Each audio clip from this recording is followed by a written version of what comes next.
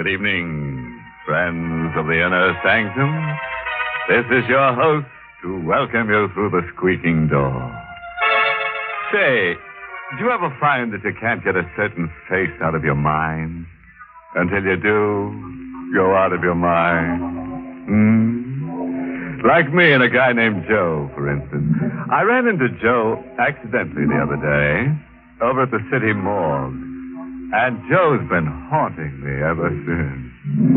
I can't get over the smug way he deadpanned me and then gave me the old cold shoulder routine. I don't want to cry, baby, but I dug down plenty time and again to keep Joe from going under. But no gratitude at all from Joe. Mister, I'm finished with Joe for keeps.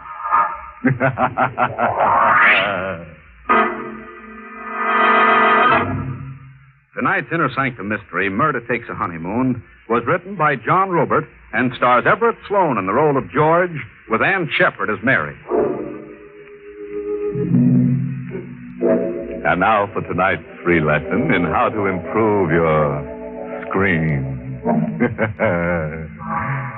Ever get that folksy, woodsy feeling until you're in an absolute frenzy to get away from it all and go native? Well, our honeymooning couple tonight got the urge until they found that living in the country was simply murder. To rhyme it, our twosome found it positively gruesome.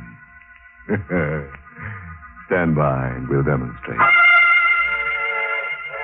We're on a milk train somewhere in the east, puffing through the rock and rubble of desolated whistle-stop country. The yellow train lights blink eerily. The hour is sometime between night and morning. One car holds just a young couple. They huddle closely, half asleep, as the train groans into another of its interminable stops. Raymond! Entering Raymond! Let's stop Lewiston! Raymond! George, I heard him say Lewiston. No, Ravenwood. Lewiston's next. Oh, there must be a million of these one-horse towns. What's eating you, Mary? Oh, you look like you've just been declared an orphan. I feel like an orphan, George. Cold. I'm hungry. So far from home. We're heading home, kid. At the next stop, there's a farm. More land than you can cover in a day, and it's all yours. Wedding gift from me to you. I'm sorry, but the country's not for me. I'm a big city girl. Oh, give it a try, huh? Come on, smile. George, I'm frightened. Of me? I don't know. You've suddenly changed. Buying a farm, packing up without warning, and leaving New York. And all in such a hurry. I'm impulsive, kid. That's how I married you, remember? I dated you blind, waltzed you around once, and boom. On an impulse, I hustled you to City Hall. I bought the farm the same way. The way it happened, it's as if you were running away from something. Running to something, kid. I'm tired of the creeps and the phonies and the crumbs. I'm tired of stale beer, cheap movies, and crowds. Okay, skip it. I'm thirsty. You want me to fetch you a drink? No, thanks. All right, I'll be back in a minute. Oh, George! George! Hey, what kids? George! Hey, you got the jitters. There was a hand out there in the darkness, reaching toward me through the window. What? Oh, kid, your imagination's gone crazy. You're overtired. George, look. What's that? An envelope. Someone dropped it on my lap. Fell to the floor. Give it to me. What does it say? A crank note. Some country idiot's playing Black Hand. Let me read it. We don't like strangers in Lewiston, especially New Yorkers. Better be smart and read the train schedule back. There's a return train schedule attached to it. Oh, you look as if you're already on that train back. You scare easy, huh? How did anyone know we were coming? Well, that's easy. The real estate man who sold me Rain Tree Farms no doubt stuck the item in the local papers. come on. Shrug it off as a crackpot practical joke. A joke? You really want me to believe that someone drove 10 miles in the middle of the night to warn us off? Just to be funny? I'm laughing.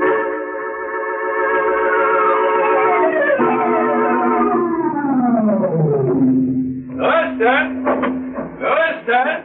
Come on, Mary. Grab that other suitcase. Come on, step on it, kid. Watch your step. All right, easy does it. There we are. It's so deserted, George. Yeah, everybody's asleep. Well, what'll we do? Come on, we'll camp under that station shed. It's 9 miles out to Raintree Farms, and we'll need somebody to drive us there. I may do that. Oh, Drive you out. Been waiting half the night for you. who are you? Ben Myers. Lizzie's parked to the side of the shed. You said you've been waiting for me? I did. I'm your neighbor. My shack's just around the bend from Raintree Farms. Thought you and the lady'd be glad not to spend the night in the weather. Ah, we're glad, all right, but how did you know we were coming? I read in the papers about the old place. But why tonight? Why not last night or tomorrow? How did you know I was coming tonight? I've been waiting last night. If you didn't come tonight, I'd watch for you tomorrow. The time ain't worth the leaking bucket. You coming? Yeah, sure. Come on, Mary. Here's the Lizzie, son. Wait to light my pipe and we'll be going. Bring your face to the light, son. I've seen you before, ain't I? I don't think so. You never been around Raintree Farms? No, I've never seen the place. Funny, you should buy it then.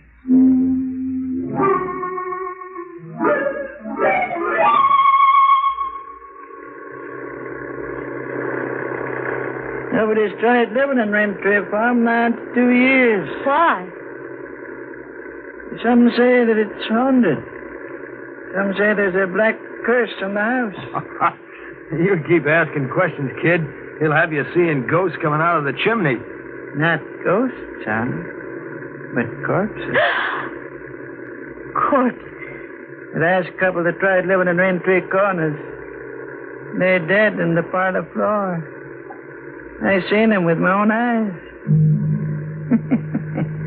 Dead. Nobody ever found out what killed them.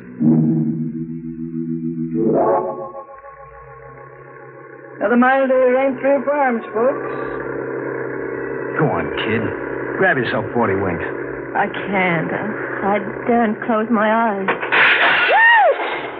George, what was that? Stop the car. It was a bullet. Someone took a pot shot at me. Missed you by inches. Check. Almost a bullseye. Nobody's no slouch with a rifle. What's the angle on this, Myers? Can't say. Except that shooting comes naturally to these parts. This is hunting country. In the middle of the night, in the dark? Oh, night's light enough for shooting. Folks around here'd rather shoot than sleep. I'm not swallowing that. Somebody tried to kill me. That's a pretty big idea, son. Yeah, well, the idea's even bigger. I figure maybe someone waited along that road in ambush and you fingered me. Maybe that's why you waited around all hours at the depot. You were to drive me to my murder.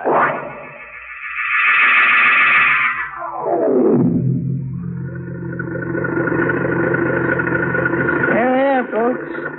Raintree Farms. House is up that walk. All right, hand me the luggage, Mary. Yes. Thanks for the lift. Your young man ain't thanking me. His head's busy turning with big ideas. Goodbye, son. I'll be coming around, maybe. There's some more of your big ideas. Look, if I ever see you around here, I'll shoot you full of holes on sight for trespassing.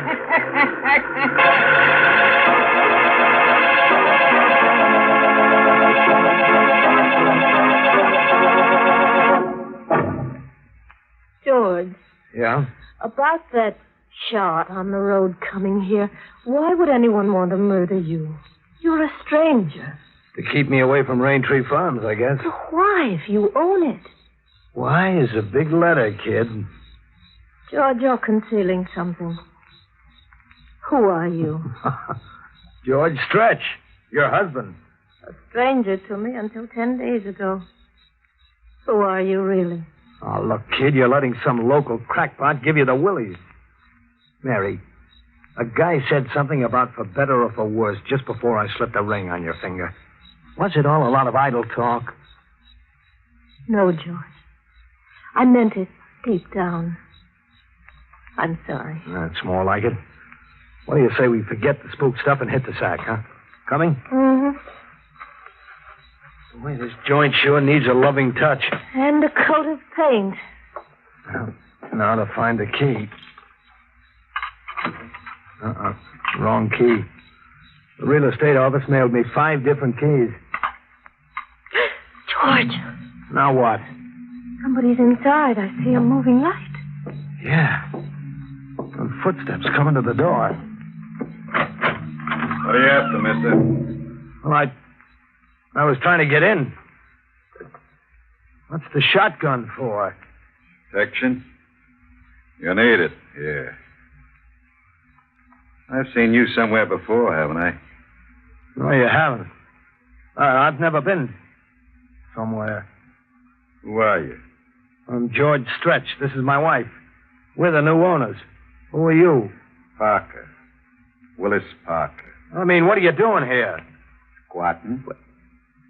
You broke in. No. I moved in. Just like that? Uh-huh. Abandoned place. Loaded down with county tax warrants. I bought a tax warrant and I'm in. I don't get it. Squatter's right. Go see a lawyer. You mean you won't get out? That's right. On what ground? Look, fella. Right now I've got possession of the premises. That's a big chunk of the law around here. I'm not going to stand out here in the dark arguing it out with you. Now beat it, fella. And take your valises and the dame. You're trespassing. This is a trick to turn me back. Throw arguing with you. Start moving. The next one goes right in your breadbasket, fella. And keep going. Mary, Yes, George. head for the deep shadows and then drop to your knees and flatten out quick. I'm sick and tired of being shot at. George, put that gun away. Down, I said. I'm not heading back with my tail between my legs. Bullseye for me. Who was it that said this was a shooting country?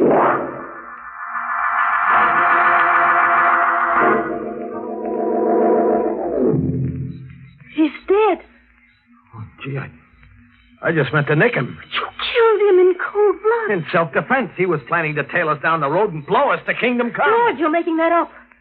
Just as an afterthought. Am I, kid?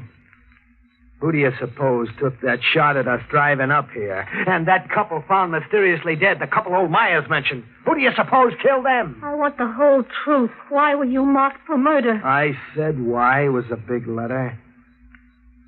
You gotta ditch Parker somewhere. Ditch him? Hide him to protect ourselves, then forget that it ever happened and go about our business. You're not going to the police? No, I'm going about my business, I said. George, what are you afraid of? You got me confused with the answer, man. I've got to know or I'll lose my mind. Both Ben Myers and Parker thought they recognized you. You have been here before. Never, I swear, never. They had me confused with somebody else. I'll play along my way for a while. My way is the only way, Mary. Any other way is no good. I'll get that kerosene lamp and follow along. I'm giving Parker's squatters' rights to the first big ditch I find.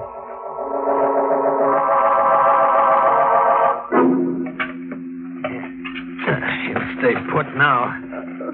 Oh, come on, kid. Dry your eyes. You gotta take the breaks as they come and play along, for better or for worse. For better or worse. Murder and burial. How far can we get together now? As far as the house, anyhow. That's as far as I want to get.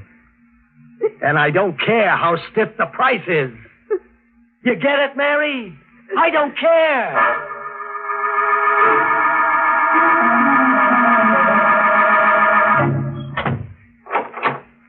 right, now set the lamp on that table, Mary.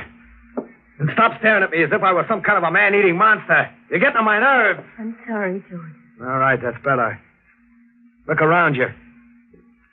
What do you see? The room is a wreck. Check and double check. The paneling's ripped out. The floorboards are up. Someone started taking the fireplace apart brick by brick. My property buy doesn't look so good, huh? George. What? What does it mean? Vandals always have a field day with an abandoned property. No, it means something else. Check, kid. Parker holed up here looking for something. And you're looking for something, too. You're catching on, kid. That's why we're in this forsaken country. That's why you were marked for murder. What are you looking for, George? A couple of things. One of them's a stiff. A fresh-faced kid who called himself Johnny Morrow came out here about 2 years ago. He was never seen again. Alive. And you know why, Mary? Why? Because he's still here. My kid brother never left this house. Alive or dead. Whoever bricked up this fireplace bricked it up to keep. George, if you find your brother, what then? Then I go right for item number 2, the jackpot. The jackpot? Do-re-mi, cash. Money piled as high as the Empire State. We parlay the corpse into a fortune. That does it. The hole's big enough to drive a truck through. Bring that lamp over. Closer. Closer, you dummy. Yes, George. See what I see? Walled in as if he was part of the building layout. Meet your brother-in-law, Mary. All right. Help me drag him out. Yes, George. Set him down over here. When he was a kid, he always came running to me when he got into a jam. There was a year's difference, but we were lookalikes. That's why the old man and Parker thought they'd seen you before. Check. They'd seen Johnny. Who killed your brother? His partner, a hoodlum named Wiley. Johnny and Wiley had pulled a payroll stick-up, a $50,000 job. Wiley tried to double-cross Johnny. Johnny holed up here with the payroll money. Wiley trailed Johnny out here, tortured him for weeks, and then killed him. Why did Wiley torture Johnny? To find out where Johnny had stashed the money. But Johnny never told him. Johnny knew his goose was cooked anyway. How did you find out these things? Johnny smuggled a letter out addressed to me through old Ben Myers. The letter said nothing, but said a lot. Small talk, everyday brother stuff, wrapped around 2 key words. The words were, search me. As kids, we used to play treasure hunt with maps we made up and sewed in the lining of our clothes. $1 gets you 1,000 that Johnny has a map sewn in his clothes. Now you don't have to ask why anymore, kid. But what? Who was Parker, the man we found here? A crook who hung around with Wiley. And all the time that's elapsed, why didn't you come here sooner? I was busy looking for Wiley for 2 years, across the country and back again, in South America, Mexico. Wiley was always one jump ahead of me. I caught up with him a month ago in Tampico. You caught up with him? Well, what did you do? I gave him a dose of what he gave Johnny. And then I killed him.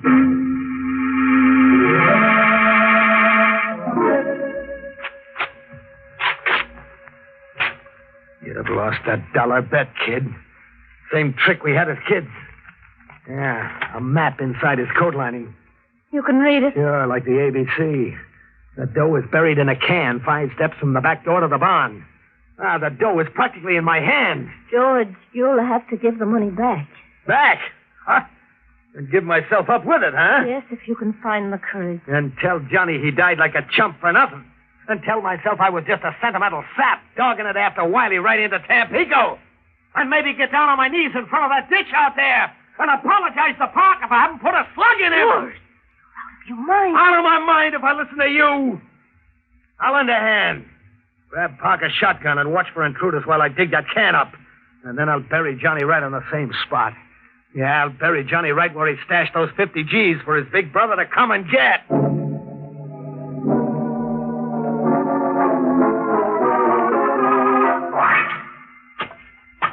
That clink is the jackpot. Like music, eh, Mary? Listen to it. Now, look. You see the money, Mary? Green as grass, just as I dreamed of it for 2 years. Just as Johnny and I dreamed of it as kids. Green money, green as grass. And nothing under 100. You ever see a bankroll with nothing under 100 before, Mary? Did you? No. Just as I can recollect, I neither, son. What? I seen small change. $5 bill once. I ain't ever seen 100 before. What are you doing here, Ben? Rejoicing with you, son. I've been waiting and watching a long time for one of you to find that money. But I knew it was hid somewhere around here. And I'm an old man. There ain't much time for me to enjoy my share. How much is your share? I was calculating on a quarter, maybe.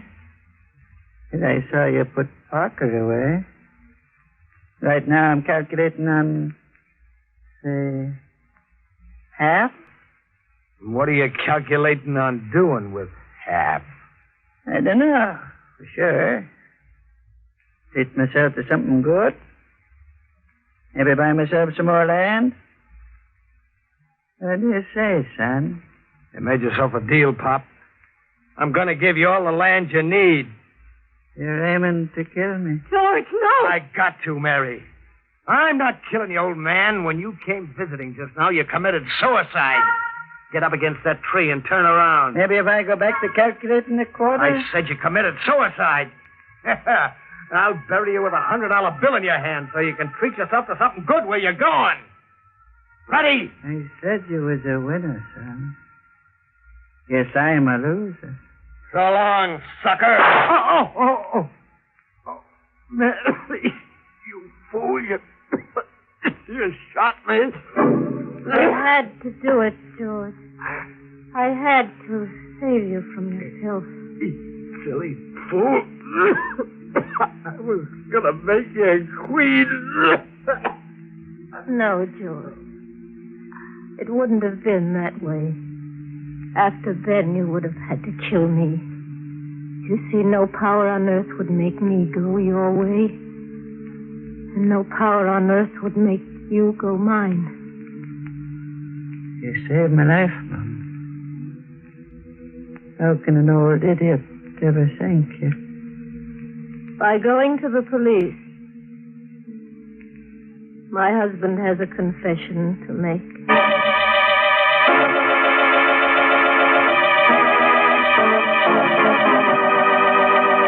Oh, poor Mary. It got so she couldn't see the trees for the bodies.